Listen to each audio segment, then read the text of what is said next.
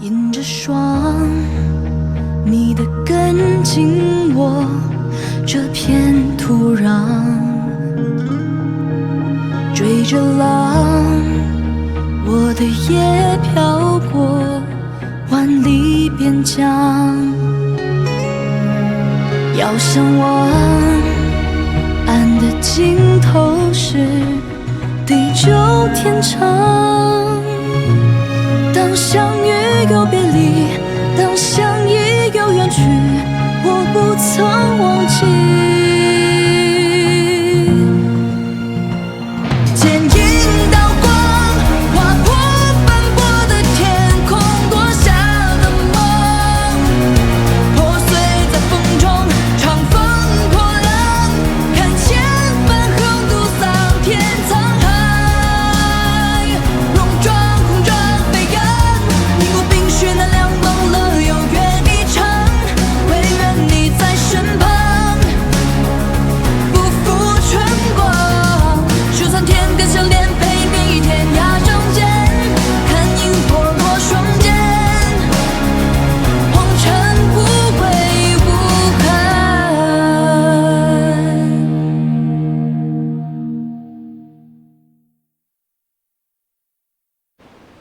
接到殿下的帖子，深感殿下雅意。殿下说得了2团好茶，邀我共赏，我就毫不客气前来叨扰了。顾相客气了，这还有2株老梅庄盆景，是裴元到了毕州之后派人给我送过来的。虽不值钱，但颇有义趣。我是个粗野之人，不懂这些花月之事，但我听闻顾相画梅乃是京中一绝，所以这2株老梅庄盆景放到我府里实在是可惜，回头一并送到顾相府中去。啊，多感殿下圣意，却之不恭啊。对了，这崔乙的女儿崔氏女要觐见陛下之事，礼部还没争出个分晓吗？不只是礼部争执不下，现在啊，连兵部也掺和进来了。兵部说，崔家军在前方抗敌打仗，崔氏女可以视作大将军之子去觐见陛下。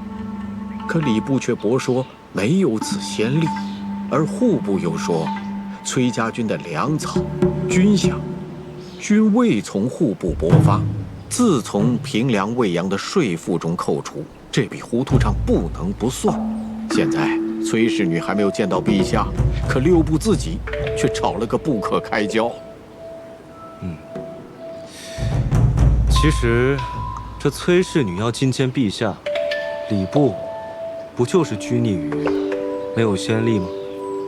这崔氏女的母亲贺氏是朝廷敕封的武烈夫人。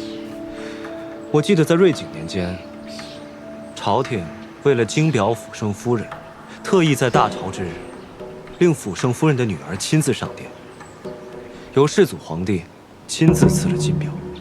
哦，殿下真是一语惊醒梦中人呐，确有此先例。既然如此，那崔氏女便可以上殿觐见陛下了。我刚刚命人去查阅了那份卷宗，果然，秦王前几日也查了这份卷宗。傅圣夫人的女儿上殿之事，那是60多年前的事情了。只有礼部的积年老历才能找得到这份卷宗。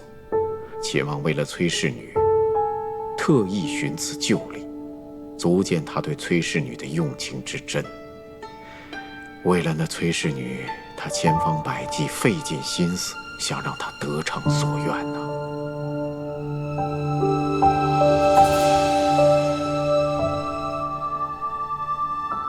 婉儿，你是个聪明的孩子。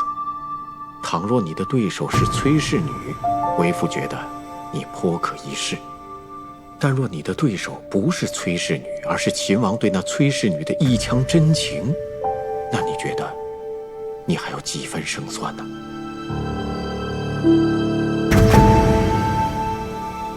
是都不是，就自认失败，那便不配当父亲的女儿了。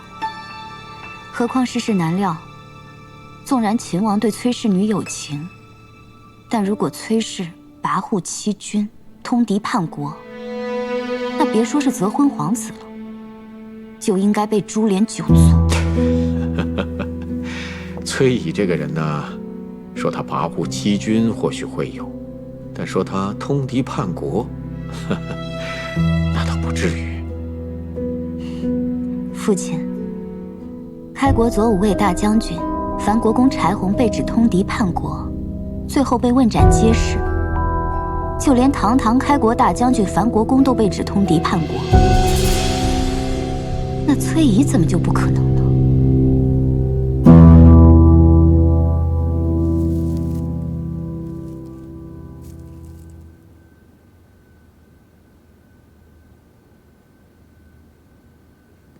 小姐，小姐，刚刚礼部派人来说，可以去觐见陛下了，就在3日之后，大潮之期。是吗？看来他们终于争论出了一个章程啊。反正礼部的人说，是依照什么辅圣夫人之女先例，我也不懂什么意思。总之就是说，小姐可以去觐见陛下了。这还真比我想的快一些。不过我是听说，是顾相亲自去了一趟礼部，翻找了大概60多年前的先例，所以礼部才这么快同意你去觐见的。60多年前的旧例呀，也难为他能找到了。看来顾相为了平息朝中争议，也真是辛苦用心了。哦，对了，小姐，我听耳朵跟我说，秦王前些日子也去了好几趟礼部，说是为了什么边关的事情去查了好几天的卷宗。哎呀，你也知道，那些卷宗啊，都多少年没人碰过了，他们翻找了几天，弄得灰头土脸的。我看秦王这个人啊，真是挺没意思的。人家顾相都知道去为了我们翻找先例，他呢，只顾自己的事，对你也不闻不问的。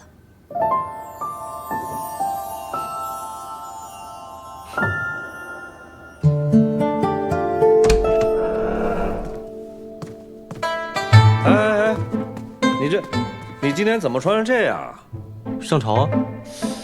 你都多久没上朝了？我记得你是3天打鱼2天晒网，还经常偷懒，装病不愿意去。今天是哪阵风把你吹起来，忽然想上朝了？今天天气好，就去上个朝了。天气好？哎，别忘了下朝回来给兄弟们带着鹌鹑下酒啊！传平凉大将军、魏阳大将军、朔州道行军大总管、左威卫大将军崔乙之女崔琳上殿。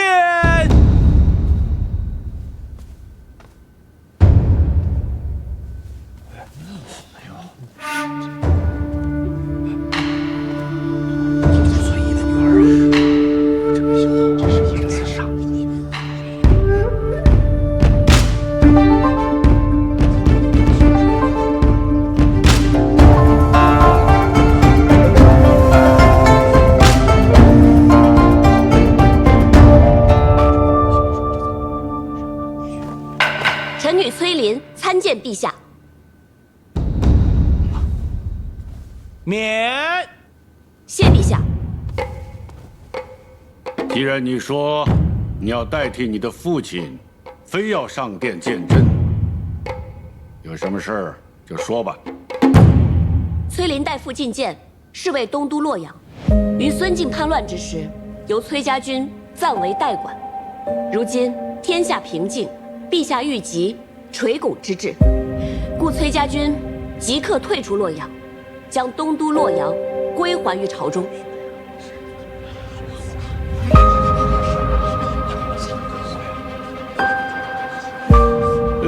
你是说要将东都洛阳还给朕？是，洛阳是国朝的东都，自然也是陛下的东都。崔家军不过是代管而已。如今叛乱已平，崔家军当然应该退出洛阳，将东都归还于朝。好，很好。哎呀，原来你上殿是为了说这件事，早说嘛！好，哎，朕就喜欢你这么爽快的孩子。哎呀，真想跟皇后说，让她好好设宴，好好的款待你。谢陛下。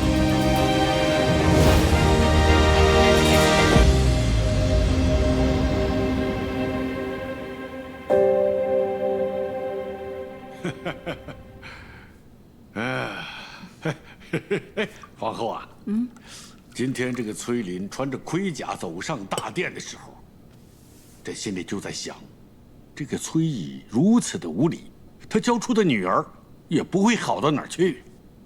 可是没想到，崔林一开口就说要将东都洛阳还给朝廷。恭喜陛下，不费一兵一卒，便收回了东都。吴国师说过了，朕是真龙天命，天命所归，当然是福运绵绵。适才陛下说要设宴款待崔小姐，不知要如何办得才好？办得热闹一些，多叫一些大家闺秀，啊，让这个崔林看看，京中真正的大家闺秀都是什么样的，也好压一压她的气焰。是。崔家军如今在朔州作战，朝廷对其猜忌不断。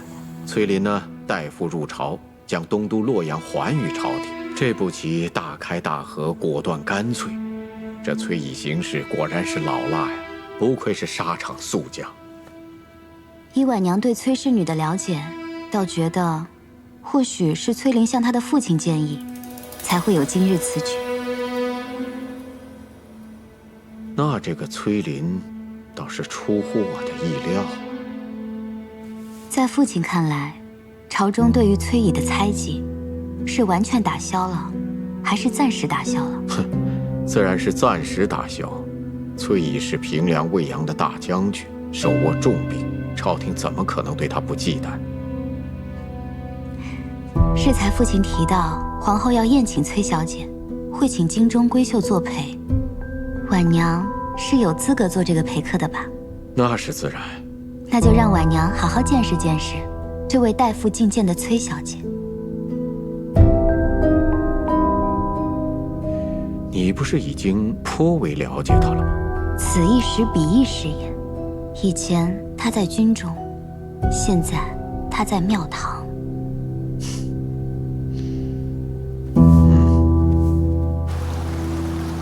父皇，今日一见这位崔小姐，没想到长得还挺好看的，尤其是身着一身铠甲，别有一番风姿。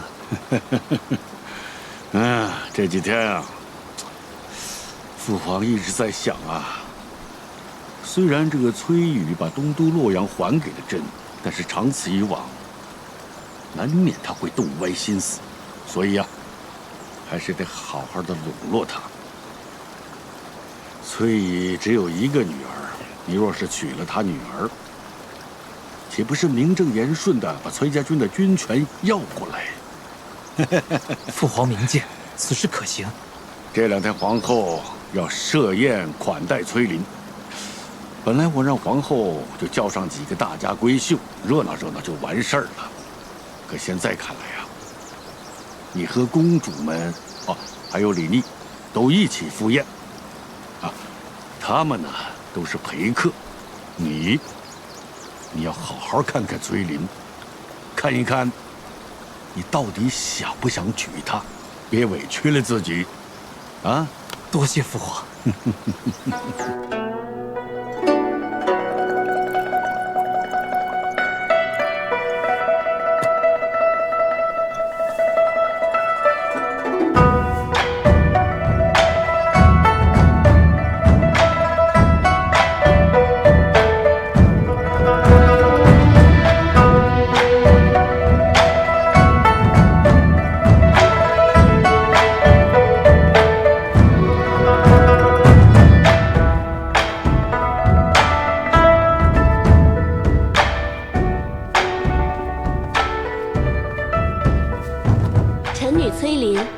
见皇后娘娘。免礼免礼。前日崔小姐着甲上殿，据说英气勃勃，不让须眉。我正想着，今日大约能见着一位女将军。没想到今日崔小姐做闺阁女儿装扮，却又这般仪态万方，窈窕动人。皇后娘娘过誉了。不必拘束，快入座吧。谢娘娘。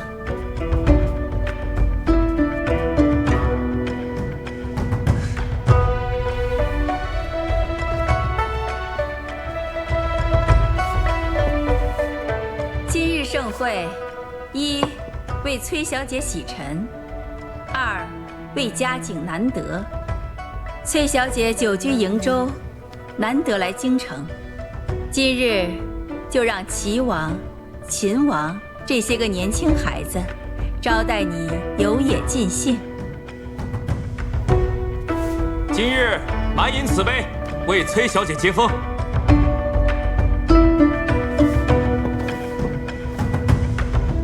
多谢皇后娘娘，多谢齐王殿下。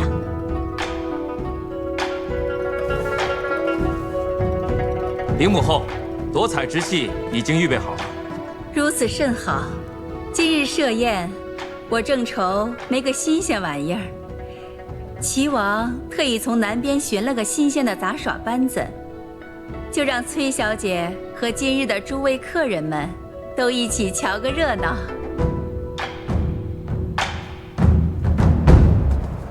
齐王殿下费心了。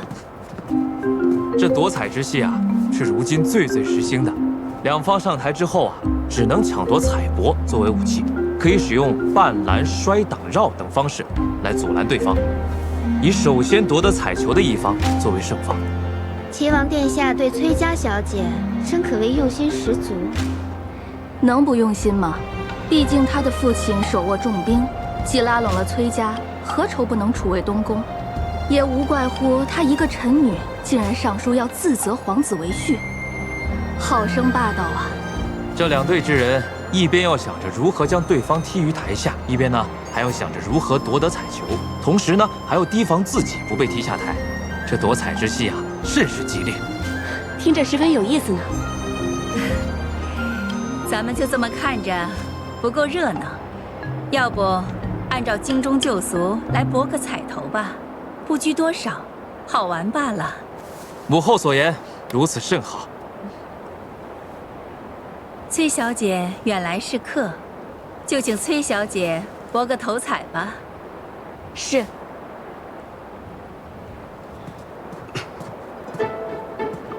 崔小姐看好哪一队，便可以压哪一队，将彩头置于金盘之上，就是压彩了。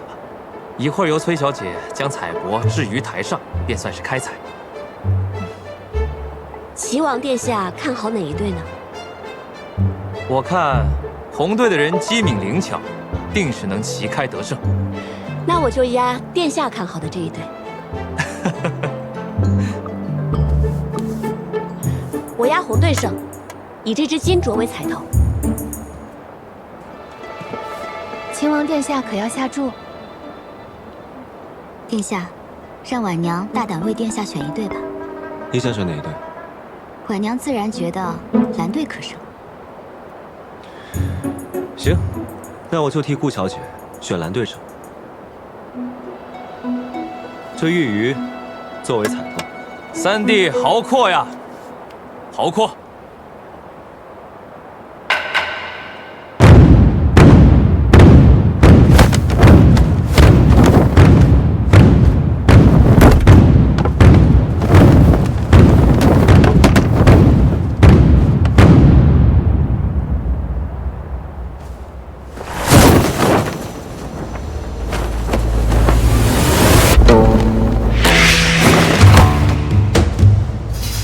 崔小姐，敬请观赏吧。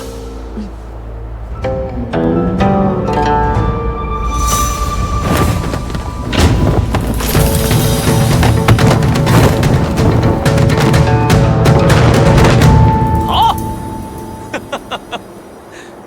幸不辱命，替崔小姐压中了。殿下好眼光。其余的都赏给获胜的红队吧。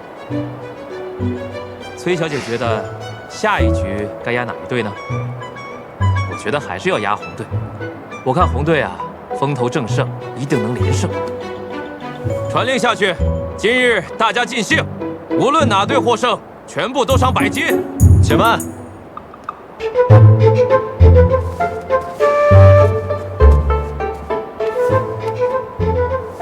这次我要亲自上场。啊？二哥，平日里你不是最爱玩了吗？可愿意与我上场一试？这……齐王殿下，崔林愿意上场，跟殿下搭档，为之一搏。有崔小姐相助，定能拿下此局。可是三弟啊，我们是2人，你却是1人，对你不公平啊！不如你从这杂耍班子里再挑1人作为搭档，如何？不必了，我以1敌2即可。秦王殿下，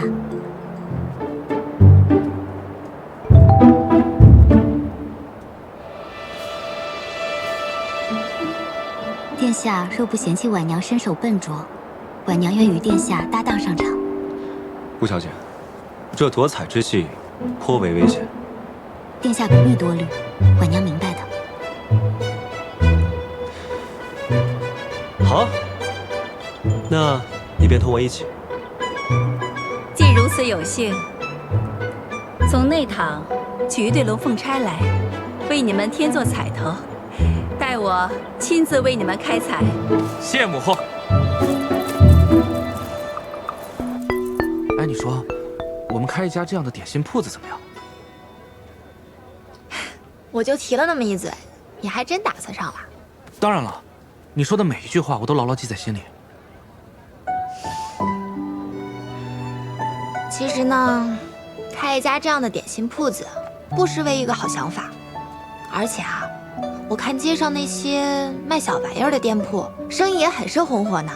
哦，还有那些胭脂水粉铺子，很多小姐夫人都很喜欢。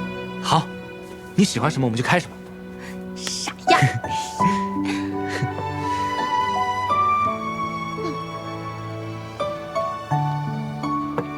今天皇后设宴，你说这宴会到底怎么样了呀？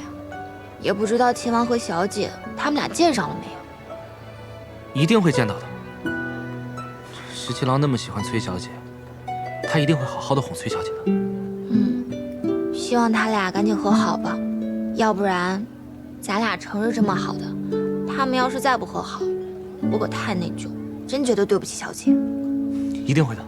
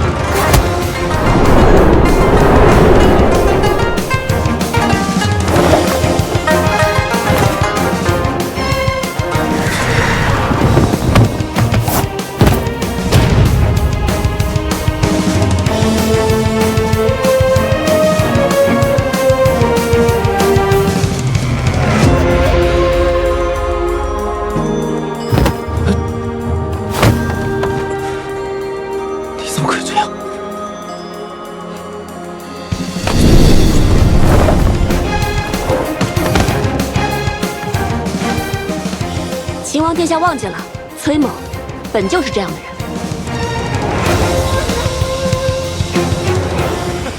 好，好，崔小姐，巾帼英雄。今日崔小姐，真让我等大开眼界。崔小姐不愧是上过战场的人，如此夺彩之戏，也精妙纷呈。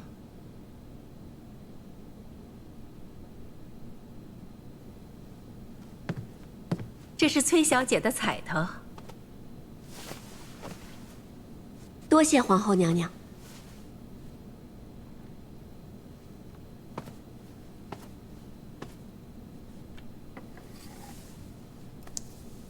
这对龙凤钗，不愧是内省重工，细巧非常。皇后娘娘，您赠我的这对龙凤钗，我可以转赠给他人吗？既然是你的彩头，自然任你处置。谢娘娘。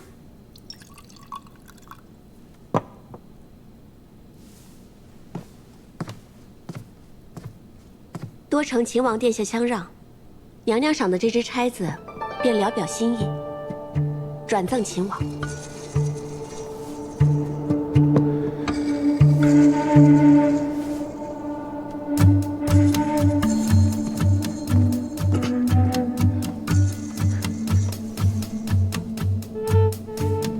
齐王殿下、秦王殿下皆是男子，而我也是素来征战沙场惯了，唯有顾小姐素处闺阁，今日却自告奋勇上台，虽然不慎受伤，却没有一声叫痛。那这只凤钗，便转赠给顾小姐，以慰你今日之勇。多谢崔小姐。都是娘娘的赏赐，我不过是借花献佛罢了。秦王殿下当与顾小姐一起，谢过皇后娘娘恩典。理应如此。谢母后。谢皇后娘娘。不需多礼，你们都入座吧。是。好孩子，你快过来。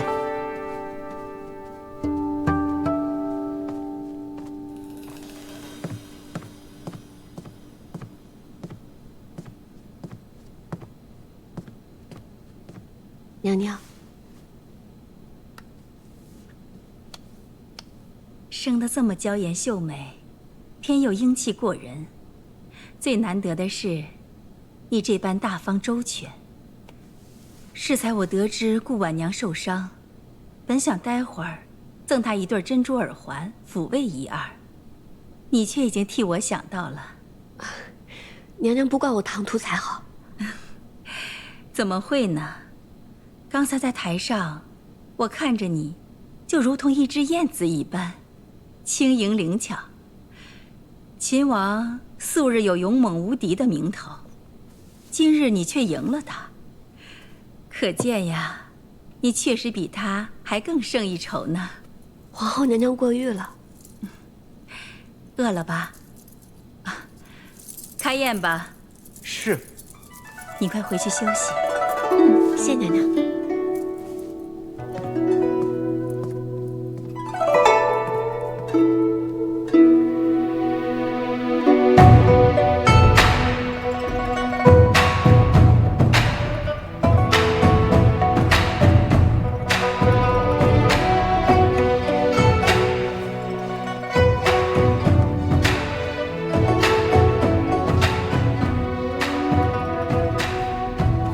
顾小姐，来，我敬你一杯。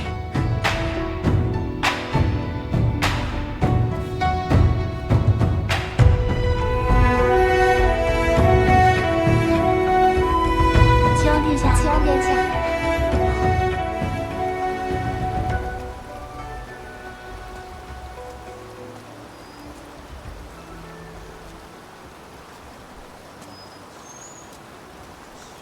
碧波万顷，秋高云淡。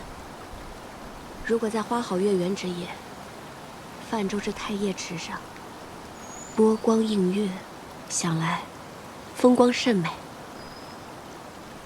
春花秋月各有佳时，只是在崔小姐眼中，4时美景，皆不如一展胸中宏图来的有趣吧。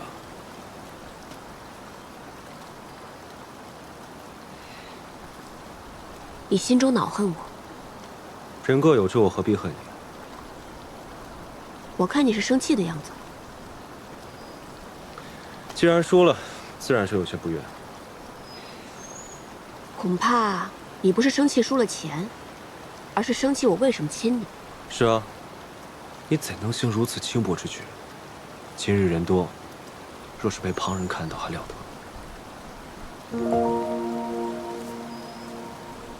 那你会不会告诉别人？非君子所为，我自然不会告诉别人。谢谢你啊，我知道是你去礼部查阅了卷宗，找出从前成立，我才可以顺利入朝，去觐见陛下。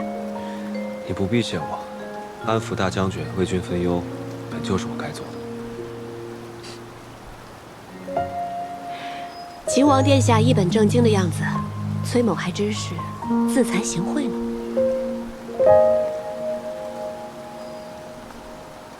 李来，走。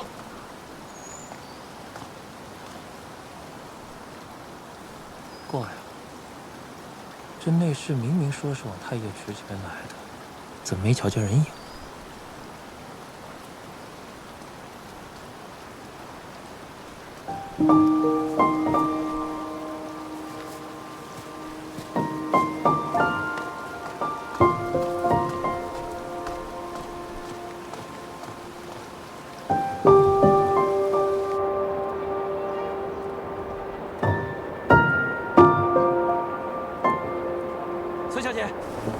崔小姐，齐王殿下，此宴结束之后，我也要出宫去，正好送送崔小姐。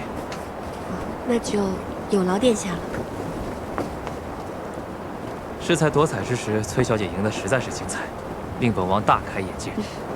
殿下过誉了，那些不过都是玩乐的雕虫小技。若不是有崔小姐在的话，又怎能赢得了秦王，夺得彩头呢？那是殿下眼光好，所以才压得中。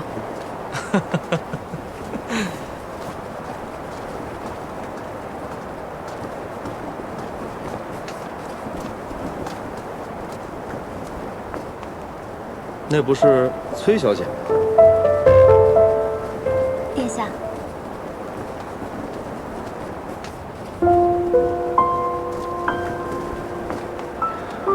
顾小姐，你的伤没事吧？我府中有伤药，用了之后不留疤，回头让人给你送一些。多谢殿下。客气了。不知崔小姐平日都有些什么爱好？送来的玫瑰荔枝樱花酪，奶娘吃了说特别好吃，让我再三多谢。既然奶娘喜欢，下回我请她去店铺里多吃。素闻秋日里骑马驰骋乐游园十分的畅快，我看明日必定是个好天气，不如明日我陪崔小姐去趟乐游园吧。啊，殿下客气了，只是明日我要去慈恩寺还愿。那我陪你去慈恩寺。殿下，殿下，齐王殿下，陛下传你。就这么说定了，明日我陪你去慈恩寺，我先去见父皇了。说定了，明日一早我派人去你府上接你。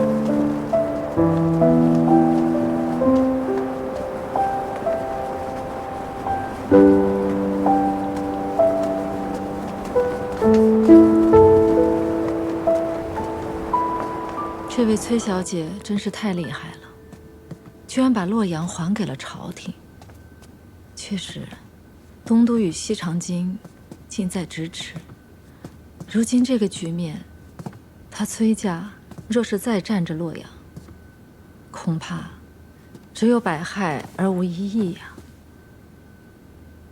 这难道不是那位崔大将军的主意？我认为，恐怕是崔林的主张。他入朝上殿，归还东都，那么，则皇子为婿之事，他恐怕八成能够称心如意呀。那这位崔小姐是想做太子妃？太子妃，人人都会觉得太子难为，可是谁有关心过太子妃的处境呢？再聪慧的人，到了东宫中，也得敛起羽翼，收起锋芒。这位崔姑娘，本性率真。她又是一个这么洒脱的人，若真的做了太子妃，那就太可惜了。娘娘，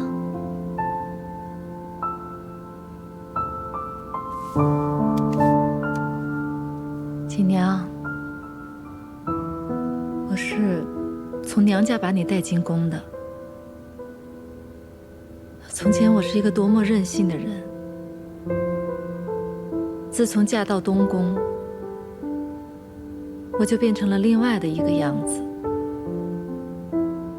作为太子妃，要贤良大度，身逢大变，太子身死，太孙流落，我不惜与孙敬周旋，也想尽力争取我大狱光复的机会。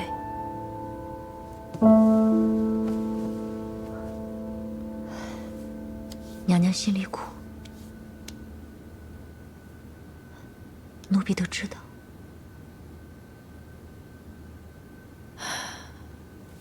将来我到了地下，我就会亲口对太子说，我尽力了。我尽了一个做太子妃应尽的责任，甚至是背上千古骂名，我都不会顾忌。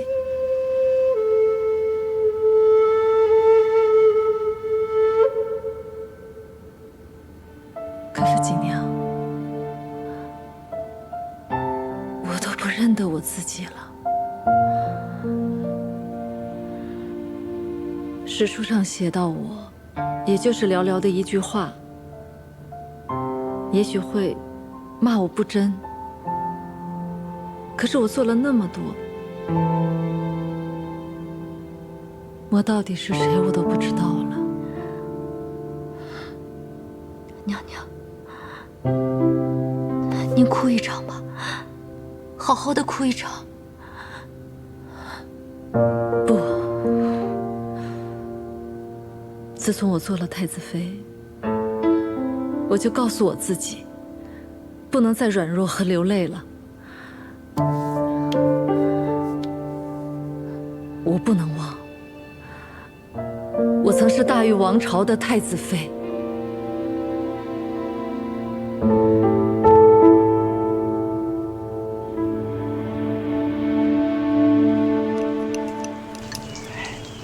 哎，昨天晚上大半夜啊，我又听见十七郎在院子里练剑呢，估计是啊一宿没睡。相思病嘛，睡不着那是应该的。不是，那崔小姐不是在喜上星吗？在就不能害相思病吗？在都在了，相思什么呀？你不懂，你懂。你摸过女人的手吗你？那你懂？你摸过女人的手吗？我懂，我懂，我懂。行了，喝粥吧。十七郎，十七郎，你这么早去哪儿啊？去散散心。你昨天不是说要给顾小姐送药膏吗？叫谁去啊？难不成亲自去啊？你去吧。得，我就不该问。十七郎，你就没有什么东西要送给崔小姐的吗？没有。哎，为什么他给顾小姐送东西，却不送东西给崔小姐呢？你问我，我问谁啊？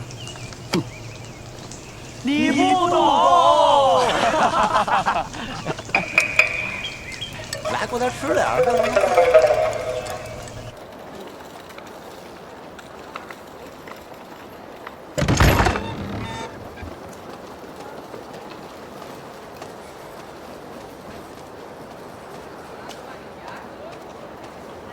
见过齐王殿下。你家小姐呢？我跟她约好了同游慈恩寺的。我们家小姐一大早就出门去了，她昨晚特意摘香补了吉时，说得卯正3刻出门才好，还特意说不许带任何人去，这样才显得心诚，连我都不许跟去呢。不过小姐特意嘱咐我，让我在府中等着齐王殿下，跟殿下说声十分抱歉，让您白跑一趟了。无妨，我去慈恩寺找她去。殿下慢走。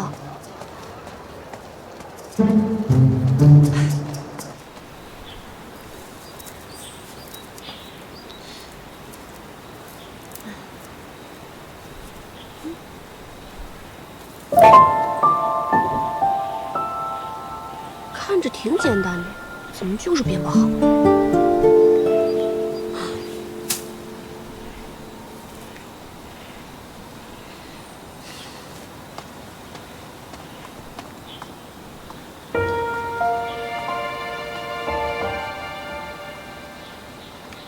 你怎么来这儿了？本想着出来走走，结果走到这儿，大概是不由自主吧。没想到在这里遇到你。我并不想去什么慈恩寺。我知道。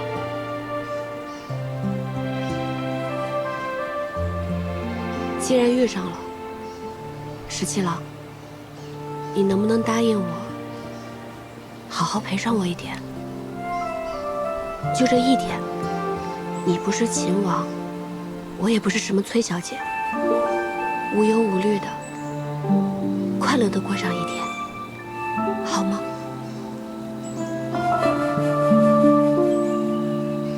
好，我答应你。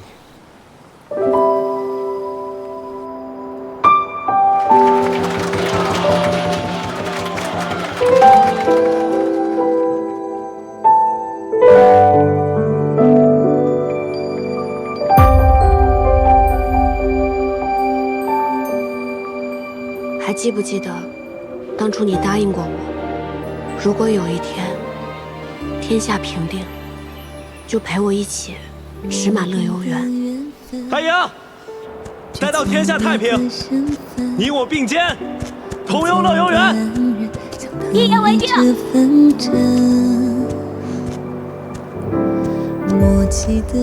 说过的话，许过的愿，或许都兑现不了。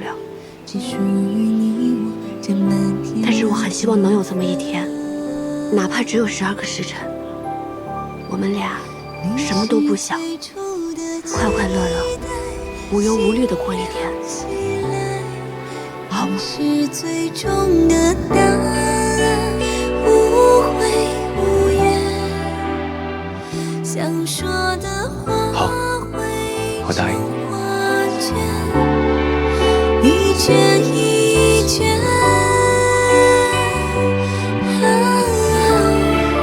你是唯一的誓言，经常不宣。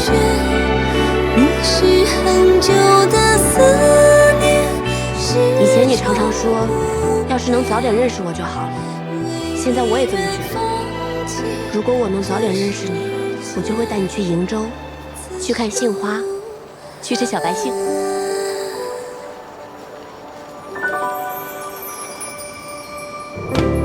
多远的距离，都有你的回应。擦肩的瞬间，像流星被暂停。熟悉的声音，不要说这些了，我们先开开心心过好今天，好不好？幕幕都是你，你是最初的期待，心亮起来。你是最终的答案，无悔无怨。想说的话汇成画卷，一卷一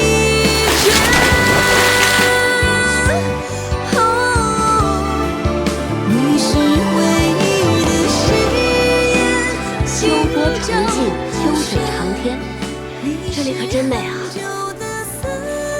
这让我想起了在劳兰关的时候，每到秋天，老包就会在河边打黄羊，然后每天都烤羊肉吃。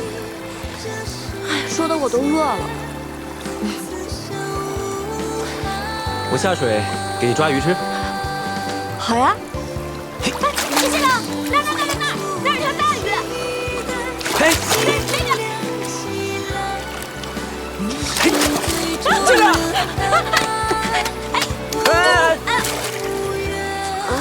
哎，没想到我们阿莹文能下笔千言，武能上阵杀敌，居然连条鱼都对付不了。没想到我们石七郎忙活了半天，好不容易抓条鱼，也没有好好的送到我手上。再来。哎，你后面。前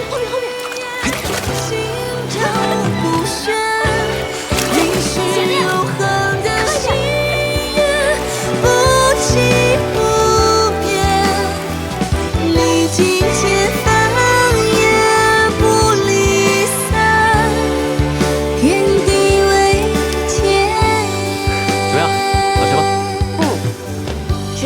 连烤的鱼都这么好吃，真是不世之才。你这么一夸我，我就心惊胆战，我总觉得哪里又上当了呢。我这不是在夸你，我是在自夸呢。自夸？你看啊，我喜欢的石七郎是如此精彩绝艳，那我是不是眼光绝佳？是不是很厉害呢？你在我心里一直最好，也最厉害。这明明是在夸我，但是听起来好像你也是在自夸呢。那是自然。我喜欢的阿莹就是这样精彩绝艳，我明明也眼光绝佳，十分厉害呀。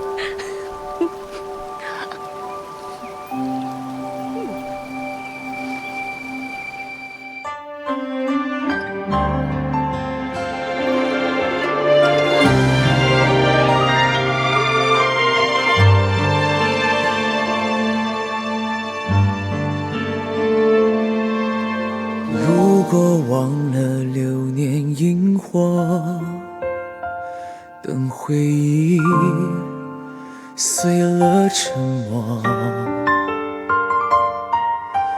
若在你心上的斑驳，那牵扯是我难舍。如果思念不曾遗落，眷念着回到最初一刻，宿命曾有过的温热，多想为你留着。如果爱记得我们曾承诺过，从此爱上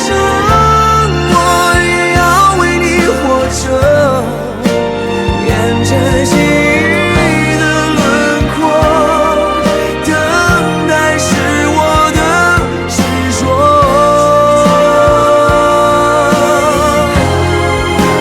如果还记得为你守的承诺，颠覆了因果，我会为你爱着。